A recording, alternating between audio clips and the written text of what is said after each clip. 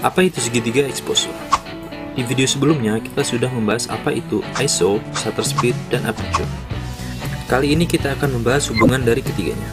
ISO, shutter speed, dan aperture merupakan tiga komponen dasar fotografi yang saling berinteraksi dan mempengaruhi. Interaksi ketiga elemen inilah yang disebut dengan segitiga exposure. Perubahan dalam satu elemen akan mengakibatkan perubahan dalam elemen lainnya. Pengaturan exposure juga bisa diartikan sebagai cara kita mengatur bagaimana cahaya masuk ke kamera kita. Di dalam display kamera kita terdapat beberapa angka indikator. Indikator ini memperlihatkan berapa nilai dari shutter speed, aperture, dan ISO. Terdapat pula garis-garis grafis. Garis-garis grafis inilah yang menjelaskan indikator dari exposure. Mari kita fokus ke garis grafis exposure. Kita akan mencoba untuk mengambil gambar. Jika indikator exposure semakin ke kiri, gambar akan terlihat cenderung gelap dan kurang cahaya.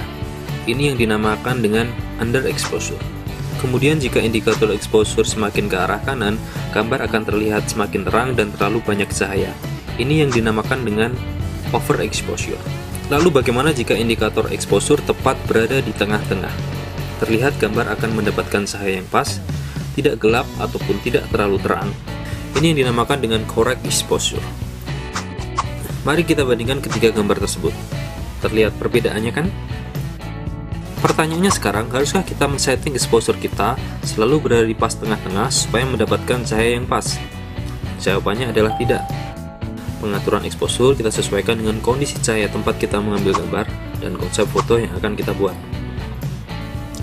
Lalu bagaimana cara kita mengatur settingan exposure kita agar tidak terlalu over ataupun under? Jawabannya adalah dengan mengatur nilai ISO, nilai shutter speed, dan nilai aperture kamera kita. Kita harus mencari nilai ISO, shutter speed, dan aperture sehingga mendapatkan keseimbangan antara ketiganya. Keseimbangan antara ketiga komponen inilah yang akan menentukan exposure dengan pas. Di kamera modern saat ini, kita bisa men-setting kamera kita di mode auto. Dengan begitu, aperture, shutter speed, dan ISO bisa ditentukan secara otomatis. Kamera pun dengan mudah bisa mendapatkan exposure optimal yang pas. Kita mengenal istilah efek foto panning, slow speed, freeze, dan efek-efek foto yang lainnya.